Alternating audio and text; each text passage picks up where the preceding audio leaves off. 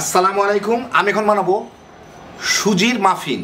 Muffin মানে যেটাকে cupcake বলে আর কি আমাদের দেশে। এইটা আমি চুলায় পানির ভাপে তৈরি করব। খুব সহজ তৈরি করা, ঝটপট কেউ যদি বিকালবেলা নিজেদের স্ন্যাক্স কিংবা বাচ্চাদের স্ন্যাক্স হিসেবে তৈরি করে ফেলতে চান, খুব অল্প ঝামেলায় তৈরি করে ফেলতে পারবেন। সুজি, ডিম আর চিনি, আর কিছুই না। দেখতে যেমন সুন্দর, খাইতে তেমন মজা। তো আসেন দেখি শুরু করা যাক। আমি এখানে 1 কাপ সুজি আর সাথে আধা কাপ চিনি নিয়ে এইটাকে আমরা মশলা যেটায় গুঁড়া করি ব্লেন্ডারে, সেইটাতে আমি আরেকটু ফাইন গুঁড়া করে নিব, অথবা বেটেও নিতে পারেন আপনারা কেউ চাইলে। তো আমি সবগুলাকে গুঁড়া করে নিলাম, যতদূর পারছি ফাইন গুঁড়া করছি।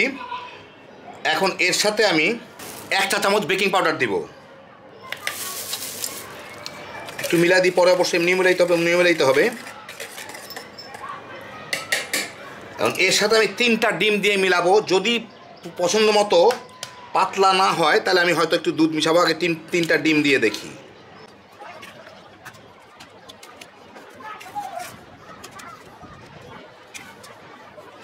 একই সাথে আমি এতে 1 চা চামচ ভ্যানিলা ফ্লেভার দিয়ে দিই। আপনারা চাইলে দারচিনির গুঁড়াও দিতে পারেন, যে যেই ফ্লেভার চান। তাহলে গোলাপ জল, কেওড়া জল, যা খুশি সেটাও দিতে পারেন, যে যেরকম ফ্লেভার চান। এখন এটাকে ভালো মতো ঘুটা দিয়ে মিশাই দিয়ে দেখি কী অবস্থা।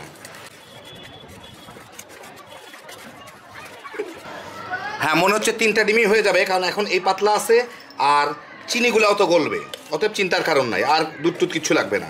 এখন ভালো মতো মিলাই চিনিগুলো যাতে গলে যায়, একটু দানা দানা যেগুলো আছে আর কি সেগুলো যাতে গলে যায়। তো ভালো মতোই মিলে গেল। এই যে দেখেন এরকম হয়েছে। এখন আমি এটাকে এই 7-8 মিনিট একটু রাখবো, কারণ সুজিটা তো যাতে একটু ফুলে আর কি, যদি ফুলে আর কি, একটু ভিজতে পারে যাতে ডিমের সাথে। আমি একটা তারের চালনির উপরে, এই যে আমাদের যে চালনিগুলো আছে তার উপরে ছোট ছোট 4টা বাটিতে ভিতরে একটু তেল মেখে নিছি। এর মধ্যে এখন আমি এইগুলাকে ঢেলে দিব। এই 8-10 মিনিট পরে এই অবস্থা হয়েছে, একটু ঘন হয়ে গেছে, আর কোনো কিছু না। যাই হোক, এখান থেকে পরিমাণ মতো নিয়ে আমি 4টাকে সমানভাবে ঢেলে দিই।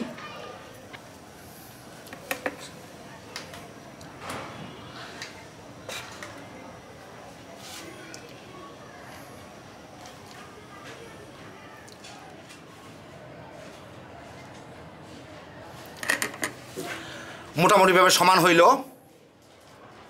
এখন এর উপরে একটু কিশমিশ, একটু বাদাম দিয়ে একটু ডেকোরেশন করে দিই।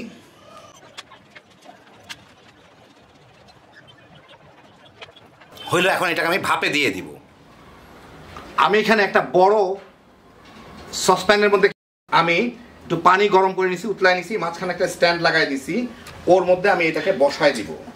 বসায় এটা আমি অন্তত 20 থেকে 25 মিনিট আমি স্টিম করব। এটাকে বেক টেক করার কোনো কিছু দরকার নাই, স্টিম করলেই হয়ে যাবে। আর আমি চুলার জালটা আমি একদম কমে রাখবো, কোনো মতে যাতে পানিটা ফুটতে পারে, কারণ পানির ফুটলে এটা টেম্পারেচার বেশি জাল দিলেও 100 ডিগ্রি সেলসিয়াস হবে, কম জাল দিলেও 100 ডিগ্রি সেলসিয়াস হবে।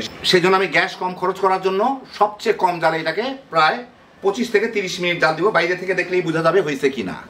আর এই ফুটামোটা বন্ধ করার কোনো দরকার নাই, এটা দিয়ে কিচ্ছু হবে না, বরঞ্চ অতিরিক্ত বাষ্পটুকু বের হয়ে যাবে। প্রায় আধা ঘন্টা জাল দেওয়ার পরে এই যে দেখেন, আপনারা বুঝতে পারতেছেন না, বাইরে থেকে দেখা যাচ্ছে যে এটা কিন্তু ফুলে একদম উপর পর্যন্ত চলে আসে, মানে উপচায় পড়তেছে আর কি। তো আমি এখন চুলার জালটা বন্ধ করে দিব। আমি এটা খুলবো না, চুলার জালটা বন্ধ করে রেখেই আমি প্রায় আরও 10-15 মিনিট রাখবো। রেখে তারপর আপনাদের দেখাচ্ছি। এটা কাঠি ঢুকায় টুকায় দেখার কোনো কিছুই নাই, বাইরে থেকেই দেখেই বুঝবেন, অথবা একটা নির্দিষ্ট সময় হইলেই এই যে বুঝাই যাচ্ছে, দেখেন ফাঁক দিয়ে যেটুকু দেখা যাচ্ছে যে এটা মোটামুটিভাবে একদম পুরা ফুলে গেছে এবং এই 25-30 মিনিটের মধ্যে শক্ত হয়ে গেছে। তো একটু থাক, স্টেবল হোক, তারপর আমি আপনাদেরকে বের দেখাচ্ছি। আমি চুলার জালটা এখন বন্ধ করে দিব। তারপর আপনাদের একটু সামান্য উঁচা করে দেখাই।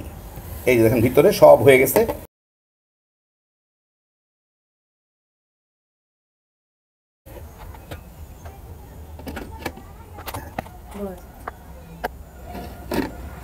লেন্সটা খোলা হয়ে গেছিলো। এই যে দেখেন উপর থেকে এখন দেখতে পারতেছেন সবগুলা ফুলে টইটম্বুর হয়ে গেছে।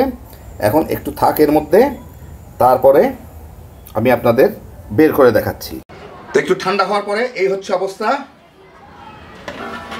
এখন আপনাদের আমি বের করে দেখাই। তো এই দেখেন হয়ে গেল আমার খুবই অল্প জিনিসে তৈরি দারুণ মজার সুজির মাফিন। বাচ্চা কাচ্চা কিংবা নিজেদের জন্য বিকালের স্ন্যাক্স হিসাবে ঝটপট তৈরি করে ফেলতে পারেন খুব কম খরচের মধ্যে। তেল তেল সব কিছু ছাড়াই পানির ভাপে বানায় নেবেন। এইটা দেখতে কিংবা খেয়ে একদম বুঝতেই পারবেন না যে এটা পানির ভাপে তৈরি, মনে হবে যে আপনারা ওভেনে বেক করছেন। দেখতেও সুন্দর, খাইতেও দারুণ মজার, হ্যাপি জোশের একটা আইটেম। এত কম ভেজালে যে এত সুন্দর একটা জিনিস তৈরি করা যায়, না বানাইলে বুঝবেন না। বাচ্চা বড় সবারই খুব পছন্দ হবে, কারণ খালি বানাইবেন আর তামা তামা করে খেয়া ফেলাইতে পারবেন। আল্লাহ আপনাদের সবাইকে ভালো রাখুন, সুস্থ রাখুন, নিরাপদে রাখুন। ইনশাল্লাহ বেঁচে থাকলে আবার দেখা হবে। আল্লাহ হাফিজ।